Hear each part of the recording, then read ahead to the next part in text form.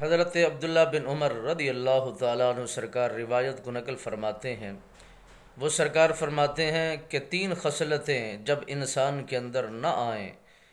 یعنی صاحب علم بندہ عالم ہو، علم دین اس نے سیکھ رکھا ہو اور اس کے اندر قبلیت بھی ہو، جب یہ 3 خصلتیں اس کے اندر نہیں پائی جائیں گی تو وہ صاحب علم مکمل طور پر نہیں ہو سکتا۔ علم اسے نفع نہیں دے سکتا، اس علم اسے فائدہ نہیں دے سکتا۔ علم کی روشنی سے وہ اپنے آپ کو استفادہ حاصل کرنے کے لیے وہ ذہانت نہیں پا سکتا۔ تو اس میں لکھا گیا ہے، حضرت عبداللہ بن عمر رضی اللہ تعالیٰ عنہ سرکار اس کو روایت کو اپنے انداز میں بیان فرما کر ہمارے تک یہ پہنچاتے ہیں۔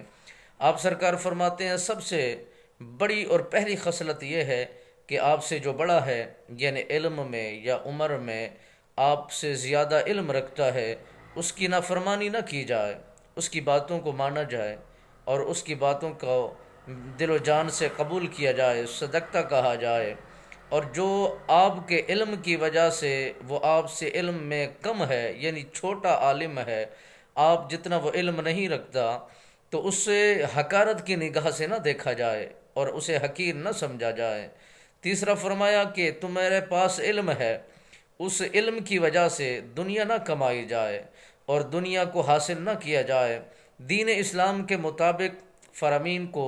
لوگوں تک پہنچائے جائیں اور بخوشی پہنچائے جائیں، اور جو پیاسا ہے اسے سحراب کیا جائے، اس کی منت مراد کو سمجھا جائے، اس کی جھولیوں کو بھر دیا جائے۔ دین نفع بھی دیتا ہے، دین منافع بھی دیتا ہے،